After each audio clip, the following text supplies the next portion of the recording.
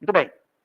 Ora, quando se fala que a gente precisa fazer um trabalho para atender às dores da alma, nós estamos dizendo que o conteúdo precisa se aproximar do sofrimento que a criatura humana possui. Estou confundindo? Não vale você fazer um programa de estudo voltado para temas muito técnicos. Não é isso. A gente tem que fazer temas morais, temas que se voltem para as dores da criatura humana. E juntei todos os problemas emocionais que a gente tem. E me foquei só nas dores. Olha lá. Se eu pegar aqueles 8 quadros ali, eu consigo descobrir que lá existem 9 problemas, que são as matrizes de todos os problemas neuróticos. Culpa, baixa autoestima, problema de vícios, desamor, falta de amor, mágoa e ódio, ulalalo, esse é bom. Medo, impotência diante da vida, desespero diante do que eu não consigo resolver, insegurança e, por fim, ideação suicida. Esses 9 pontos são os pontos que geram os problemas que a gente tem no campo dos nossos conflitos existenciais. Então, eu teria que fazer um programa que passasse por isso, que trabalhasse esses temas. Só que a gente não trabalha esses temas oferecendo o negativo. A gente trabalha os temas oferecendo o positivo. Então, eu não vou fazer uma palestra sobre culpa, gente. Porque se eu for fazer uma palestra sobre culpa, a pessoa vai ficar pior do que ela estava. A minha palestra não é sobre isso. Por quê? Porque eu tenho que combater a raiz principal de todas essas questões, que é o materialismo. O que promove o crescimento dessas condutas é a sociedade materialista em que a gente vive. Esse é o problema. O materialismo que nega a espiritualidade, que nega a existência do amanhã, que diz que Deus não existe, que o espírito não existe, e se Deus não existe não tem regra, é que gerou essa nossa sociedade infeliz que nós temos hoje. Então, olha só, eu não vou trabalhar culpa. Eu vou trabalhar um sentido diferente. Em vez de falar de culpa, a minha palestra é sobre auto-perdão. É isso que eu vou trabalhar. Eu não vou falar sobre baixa autoestima. Eu vou comentar com eles o reverso da medalha. Eu vou falar sobre o trabalho no bem. Quanto você pode fazer no bem? Chamar as pessoas para fazer o bem. Olha como é bom, olha como você é importante, você pode fazer. Ou seja, cada um desses tem um positivo. Em vez de falar de vícios, eu vou falar sobre a parte da influência espiritual, positiva e negativa. Em vez de desamor, eu vou falar sobre caridade. Em vez de mágoa e ódio, eu vou falar de perdão. Em vez de falar sobre medo, vou falar sobre conhecimento espiritual, sobre o mundo espiritual, sobre o que é a vida, o que é a lei de causa e efeito, para perder o medo. Em vez de falar sobre a questão da nossa impotência diante da vida, vamos falar sobre planejamento reencarnatório, para mostrar por que a gente tem essas dores. Vou falar, em vez de comentar sobre a insegurança, vamos falar sobre oração, porque a oração resolve isso. E ao invés da ideação suicida, a gente vai se focar na valorização da vida. Vejam que a gente está trabalhando os conflitos que existem, comentando as raízes dos transtornos, ok, Fernanda? A origem dos transtornos, mas com uma leitura. Qual é a leitura? Olhando o lado positivo que os transtornos possuem. Resultado! Eu preciso montar um programa com isso aqui. Só que, vou falar para vocês, um programa com 9 temas é muito chato, porque é muito curto. A cada 9 semanas o cara, de novo! Vamos ver de novo. Vai ficar muito chato. Muito ruim. A gente precisa dar uma arrumada nisso. Então, eu fui pegar uma questão de O Livro dos Espíritos. Aqui, ó. A gente vai focar nas virtudes, tá? Eu peguei esses 5 aqui dentro e transformei como se eles fossem enfoques das virtudes.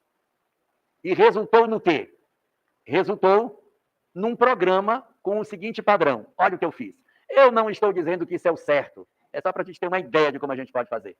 Eu peguei aqueles elementos ali que a gente havia constituído e trabalhei como se eles fossem combinados com as virtudes. Olha só o que deu. Peguei aqui aqueles 9 itens. Auto-perdão, caridade, planejamento reencarnatório, trabalho no bem, perdão, oração, influência espiritual, conhecimento espiritual e valorização da vida. Lembra aqueles 9 que tinha naquele quadro? Eu trouxe os 9 para cá. E trouxe 5 contextos de espiritualização do homem. O primeiro é o desapego, que tem a ver com o eu mesmo. O eu mesmo é o desapego. Um segundo contexto, família. Um terceiro contexto, sociedade. Um quarto contexto, Deus.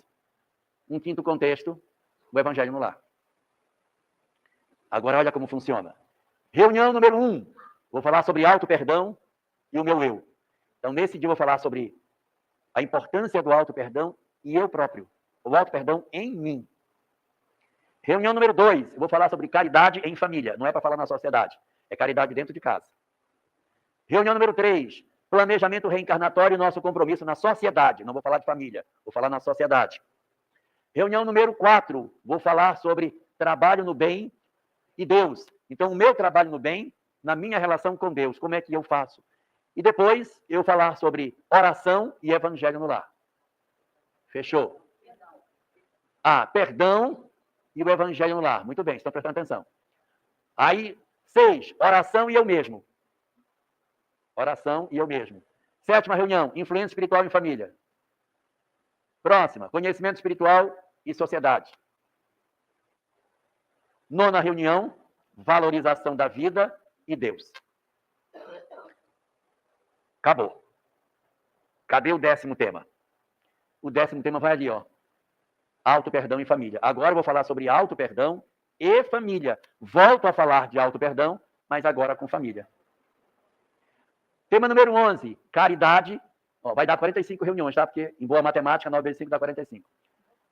Tema 11, caridade na sociedade.